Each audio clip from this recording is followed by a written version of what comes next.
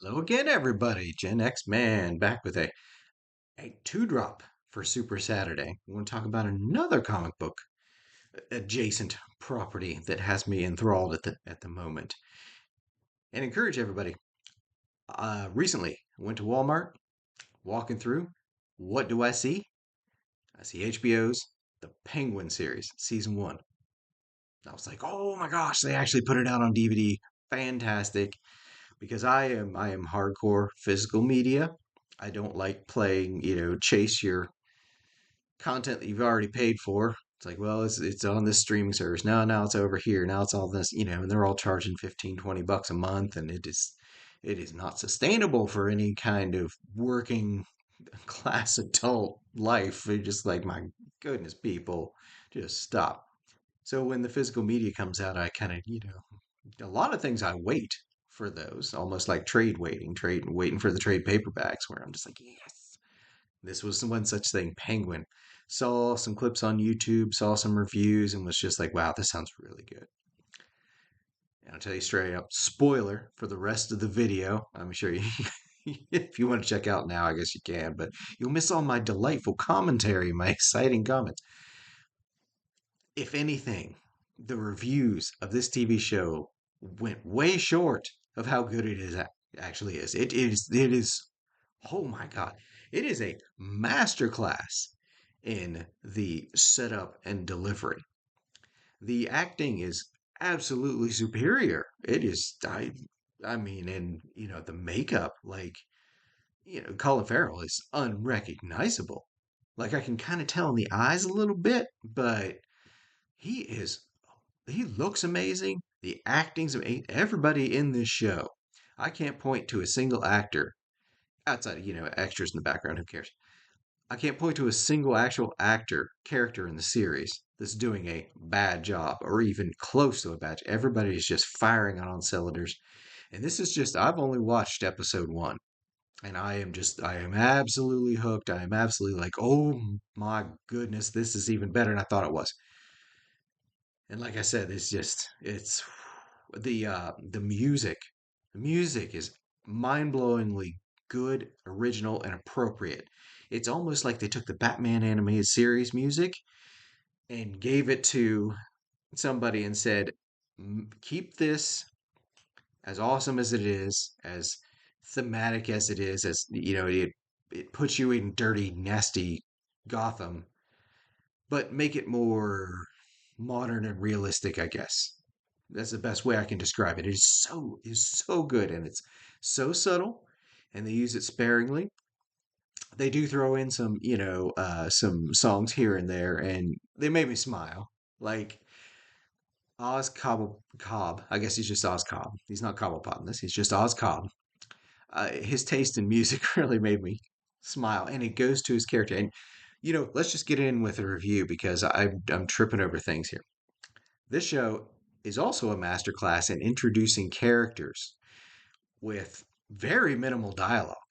Like this definitely show don't tell. Like when we meet the Penguin, Oswald Cobb, he's staring out over the city, and we've got some exposition by way of news reports.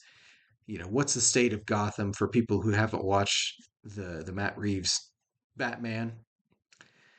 And it sets up things. You get this brooding penguin and such, and then you see him, and he's picking up a sledgehammer, and you're like, ooh, what nefarious deed is he gonna do? He's this is his time. The city's wide open.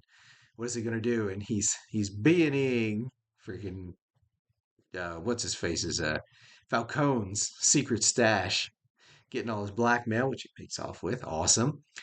He goes to steal the jewels, gets surprised by Falcone's son, and this does a beautiful job of setting up who Oz is.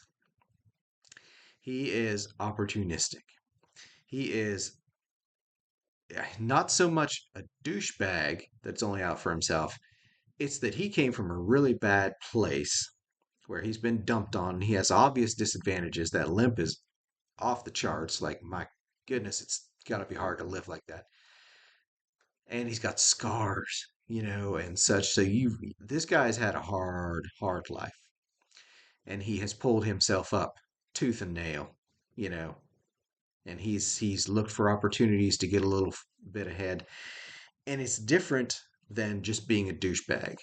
Like this guy he's a hard worker as far as, getting ahead. So it's subtle, but it's different. And that makes all the difference in that I can sympathize with this character. I can be like, okay, who is this? I want to know more about this guy. And he gets surprised by Falcone's son, and they have a dialogue, and it is beautiful in further showing who Oz is. What does he, you see how smooth tongued he is. We establish that character trait in his first interaction with somebody. We see that he's hardcore old school. Those who show respect get respect and should be honored even. And I love the story. I love the story about the old school gangster that he looked up to. I really enjoyed that story. Hit home. And then you've got the new generation, Alberto Falcone, who just doesn't give a flying fig about anyone. Everyone's beneath him, and it's all about him.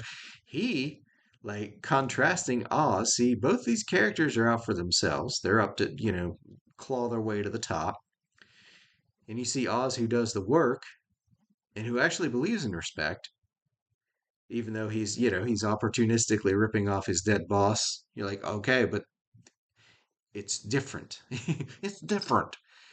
And then you see Alberto Falcone, who's just been handed the keys to the kingdom and everything. He's been raised in privilege, and he's inheriting this empire, and he just spits on everybody below him and thinks everybody's a piece of trash. And I loved it because I hated the guy instantly. Hated him, and I was just like, man, I can't wait till he gets his comeuppance, and he does right there. Just blows him away, and I'm like, oh my god, what a treat! What an absolute treat! I loved it. I'd seen that scene on YouTube, saw it in the episode now, and was just like, God, it's so good. It's just you hope and pray for things, and sometimes you get them, and they're well handled, and they're well acted, and they're deserved, and you're just like, yes, so good, so good. And I love you got a little bit of gallows humor in the show too when he's Oz is trying to carry Alberto Falcone's body downstairs, and he's got that limp and so on and so forth, and he's just looking at the stairs, just chucks him. I'm like, yeah, exactly, he's dead. Who cares at that point? Besides, there's no respecting the guy anyway, so why are you respecting him? So yeah, I loved it. Gallows humor, it was good. And I love the introduction of his new helper here, Vic. Like you instantly get a sense of who Vic is, and I think Vic's stutter saved his life. I think Penguin saw somebody else who has a disadvantage, has a barrier to overcome, has an extra hurdle to leap that the rest of us don't have, and there's some sympathy there, and he's just like, okay, I won't kill you right now. Drive me around. Maybe I'll kill you later. It's almost like Princess Bride. Good work, Leslie. Or what? Not Leslie. Wesley. I'll probably kill you in the morning. And then, it just goes on like that. It's all, you could almost argue it's an homage to that movie. If you wanted to optimistically read something in there that's probably not in there, you could say that it's an homage to Princess Bride. But anyway, so we meet Vic. The slush puppy setup was the first thing where I saw that this show was going to be an absolute masterclass in setup and payoff, because you got Oz talking about the slushies at the beginning, bonding with Vic, and talking about this, mixed slushies, which I can confirm. Suicides are the best, absolutely the best. I did it with pop and other things when I was younger and didn't have to worry about diabetes. But yeah, and then at the tail end of the episode, you got the slushy coming back again, and it just works. It's so good, so good. Like if you wanted to learn how to write really well, you could do worse than studying this episode. Possibly the whole series. I haven't seen the rest of the series. We'll see if the quality stays up there. But so far, it's good stuff. It's really good stuff. But moving on. Yes, the music and the production are both absolutely superb. You can tell that not only was the money well spent, wisely spent, but also that the people working on this have some love for this show. They really want to bring Gotham to light. They really want to bring Oz's story to light. It's just superior. And here was one of the core debates I have with myself. See, I've watched the reviews. I know at least one twist from the reviews. And if you don't want to know that twist, you turn off now. But what happens later in the series, people were like so surprised at. And I could see, I see it coming.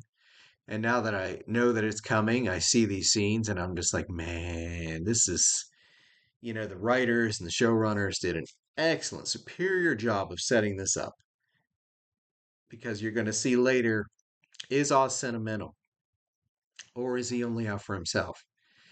And the answer is complicated, as it should be. This is a complicated character. That's why we want to watch his story. That's why we care about what happens because he's fascinating and interesting. And can you imagine the Batman they're setting up if his villain is this good, this interesting? Hopefully, we'll see if we ever get the Batman sequel. We'll see. But as far as, Oz being, he's in my opinion, in my humble opinion, he's not just sentimental. He is sentimental, obviously. But he's also, I mean, Sophia Falcone nails it later on. He'll burn anyone. He has to keep going, to keep getting ahead. So keep that in mind. Let's see what else we got here. All the character intros are fantastic. You got Oz, you got Vic, you got his bosses, and then you meet Sophia Falcone. Speaking of Sophia, and instantly she walks in the room in the background like some sort of wraith, and everybody in the room that knows she's there just goes dead silent. Their attention is locked on her. That is subtle and so good. You can tell this person is of extreme importance and is extremely scary. And once Oz realizes she's there and we find out, she's just like, oh, she's not in Arkham anymore. You hear the word Arkham, and anybody who knows anything about Batman is just like, she was in Arkham. Oh, Lord. So that's why everybody's fearful of her, not just because of her last name, but because she's crazy. She absolutely crazy. And it's fantastic. The actress, superior freaking job. And the line delivery really drives home that she's super hypersensitive about people perceiving her as crazy, which she is. So she is going to be almost a Joker-esque wild card that you constantly got to watch because she's one trigger away from melting down and just shooting somebody, torturing somebody. Things are going to go bad. And because of her name, she's going to have the muscle behind her to back it up. And Hollywood, if you're paying attention, this is how you set up a terrifying female antagonist. She doesn't have to be a girl boss. She doesn't have to beat everybody up because obviously she's 5 foot nothing, 100 nothing. Her options physically are limited, and she exercises her own power through her family name. She's got underlings. She's got hired muscle that are more than happy to break bones and torture people on her behalf. And furthermore, she herself is no pushover. She just grabs the gun and blows that kid away. No thought at all. So you're just like, okay, this is it. This is a terrifying, intimidating woman. This is how you make a, this is one of the many ways that you make a woman terrifying and intimidating, where you're just like, "Ooh, okay, it's going to be a bad day when she's around." But those are mostly all my notes. But to wrap it up, I have one more thing, one little Easter egg for all you who stay to the end of the video. Did you all notice the joke? Or actually, I should say the homage. Penguin's apartment is above Burgess Jewelry. Burgess Meredith, who played the Penguin in the Adam West show from the 60s, I believe it was, which I watched a great deal of. I laughed out loud when I saw that. I was like, good job. That's good. I did my Captain Rogers in front of the old lady. I understand that reference. But anyway, that's about all I got on the Penguin. I've only done the first episode. I will absolutely come back and let you guys know how the subsequent episodes are. But like I said, it's at Walmart right now, 25 bucks gets you season 1. It's worth every dime. And like I said, grab the physical media. If it's digital, it's not going to last forever. Eventually, it will vanish. You got to get your physical copy if, I mean, this is a show you're going to rewatch. Some stuff you can watch once and don't have to own it and be like, whatever. This thing, you're going to want to rewatch it. So, anyway, that's all I got for today. This is, hey, I got my second Saturday, Super Saturday out for today, and hope you all enjoyed it and entertained it. Again, thank you everybody who has stopped by and viewed and liked and subscribed, and it's thank you so much. I feel so welcome here on YouTube. I just want to, I mean, I'm having fun doing it anyway, but you all are making me feel just 10 feet tall. Thank you so much.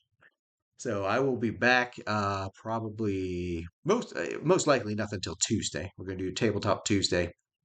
We're still debating on what I want to do for that. Do I want to keep going with the Hobo Hulk thing? Do I want to review another game system? Move the Hobo Hulk to some sort of solo play video or something? Maybe do some solo play on some other systems.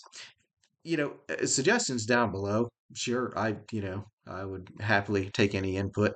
As I said, I'm new here on YouTube, so figuring it out. But anyway, that's all I got today. Thank you all for stopping by, and I hope you have a great day. Take her easy.